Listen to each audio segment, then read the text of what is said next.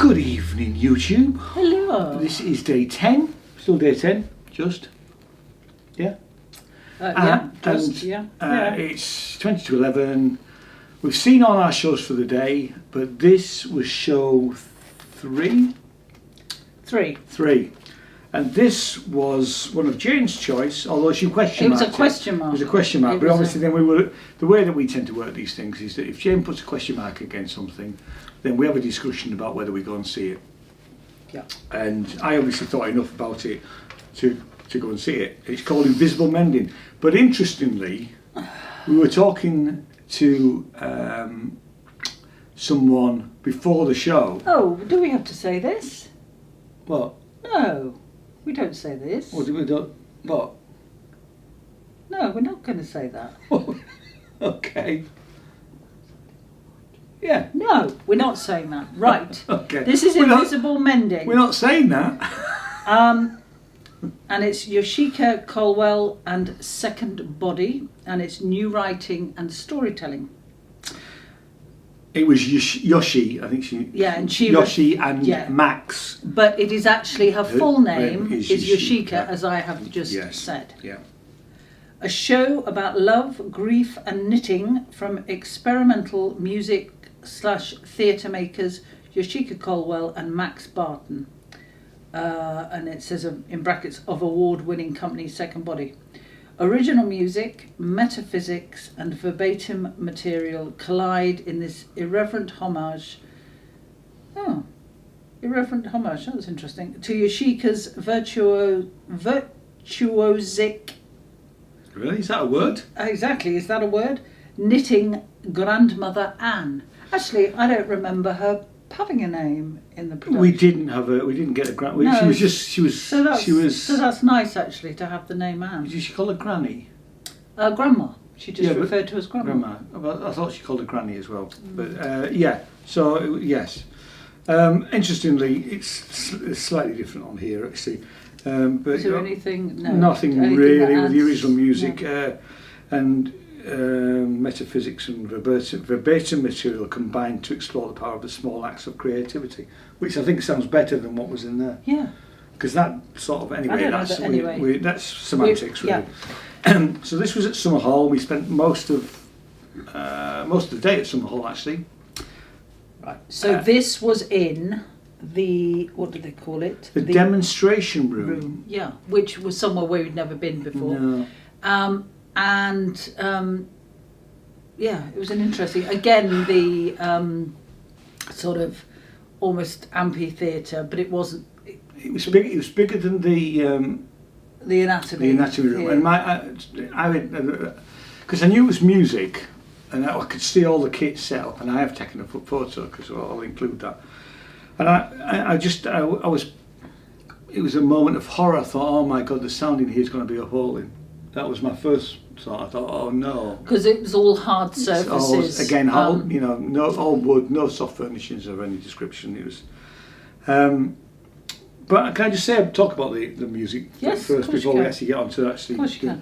I thought they did a really good job in what is not a great environment, really. But I thought musically. It sounded really good, you know. I did, because there was nothing too loud, too harsh, too shrill. So it took the ambient music. It was very delicate, it's guitar and lots of looping going on and vocal parts. It was just delightful. And Max used, it was a bow, wasn't it? Oh, yeah. A bow. I need to go over and have a look. Yeah, because he ran it up something and it gave this really interesting sound. Yeah, it did. He had a keyboard. Oh, and he had a little bell, didn't he? He had something. It was. Well, I think he had and he pinged it on the keyboard. I think it was like a xylophone or that type of thing. And I think he was running it up the edge of the xylophone. I meant to go over and have a look but didn't. So I think he was using a bow up the side of a xylophone, and you would get that sort of sound. When he needed the bell type sound, I think he just hit it with a hammer. Right. Okay. Um, And Yoshi, she played Guitar. classical guitar, Guitar. I think it was, wasn't it, at one point? uh, I think I looked at it. Yeah, I didn't really pay attention, but we had things like we had little snippets of her. She said that she really struggled to finish songs, and so she had all of these files and bits of music on her phone. And Well, can we start? Because that's that's out of context. Okay, all that right, doesn't make yeah, sense. Right. Basically, she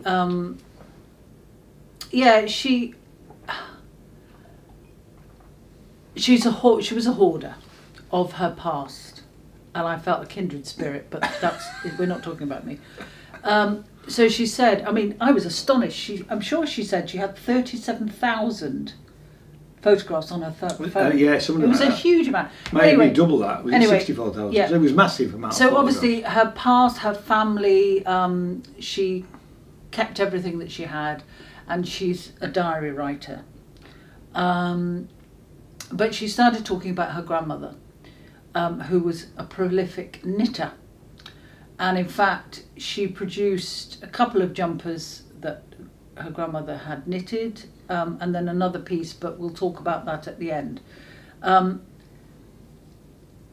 she also, so she talked a bit about that, but she also talked about, and this was like a story of three women on a beach, all weaving, and they featured a lot.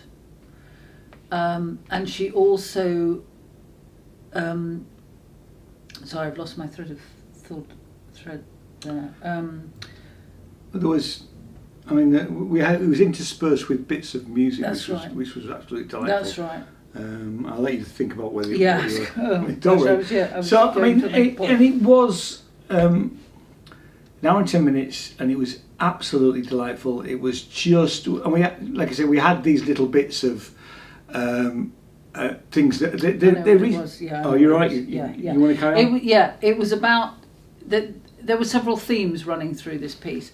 So one was about the sea, and she sang. Can you remember the title? It was called the Love of the Sea. I think it was called the song. No, it was something else. But anyway, she sang a song at her grandmother's funeral. Yeah. She was very close to her grandmother, and she got some work in Australia just prior to the pandemic, and her grandmother didn't let her know that she was ill, so she went off to Australia, managed to get back before Australia closed down, but so the sea featured, and she also talked about the sea, didn't she? She sort of created a seascape image, so that she started doing. And it was going off to the sea to swim. That's right. They call it wild swimming. Yeah. So in January in 20, I think it might be 2020. Yeah. While we were all in lockdown, she was able to start, go off and do this swimming. She said I would always try and convince myself not to go, but then she would go and So there was the theme of the sea. There was the theme of how close she was to her grandma, and her grandma's knitting, and that was interspersed with pieces of unfinished music that she had still stored on her phone, pieces from her diaries, and then she'd interviewed her family who talked about her grandma. Yeah, I mean, and it was lovely. What she did with the actual pieces of music that were on her phone is that Max resampled them. So she would play them into a microphone. He would resample it there on the spot, and then he would build a track over the top of it, which was absolutely brilliant. I mean, I know they've rehearsed it, they've practiced it, and worked stuff out, but just the way, musically, it's a really complex soundscapes of what they were doing really, and building up harmonies with her voice, because it was only really, he sang a little bit on one piece I think, but generally it was all of her voice. And they had these lights above microphones, so the lights would come on when she was being the three ladies by the sea who were weaving, and then there'd be another light above where she would stand, where she would read the diaries, and then she would just come and talk to us right at the front, and she'd sit there knitting while some of the music. It was just absolutely delightful. It was just so refreshing and just peaceful and quiet. I mean, it was a lovely story. I mean, you really warmed to her and Max. You know, they were both. It was lovely. I mean, people went. We got. You know, you had a chat with her at the end about your hoarding, and people got up and just at the end, you know, they wanted to talk to her. It was brilliant. It was absolutely brilliant. Yeah, it's a fantastic piece. It was very atmospheric. I mean, I have to say, I was slightly concerned when it was about knitting. You know, but actually, one of the first things she started doing when it literally started was she had 2 knitting needles and she just rubbed them into a microphone. And I don't know whether you realise that, but that went all the way through the whole hour and 10 minutes. No, I didn't. They were just in the background. So in the background of every piece of music was these two little knitting needles. Anyway, I hope we make sense about, but it was beautiful. It was absolutely beautiful. And you just came out sort of feeling, and just, because I made reference at the beginning, the piece, the little bit of knitting that she was doing sort of throughout the production was the last piece that her grandmother had started.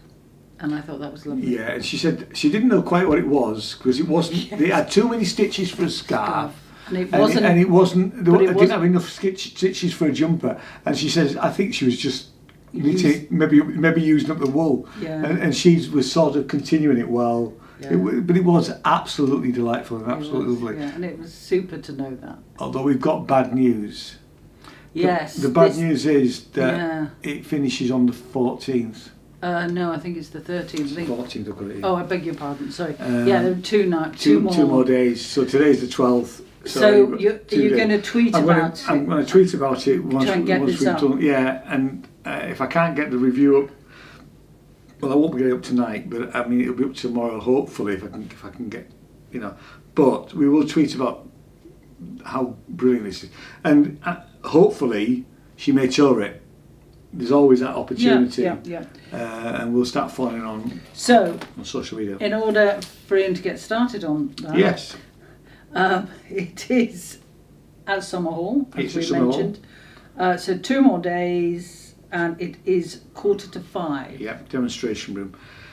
It's a 12 plus, but I don't think there was anything in it. Oh, there was a couple of F words in it. That's all.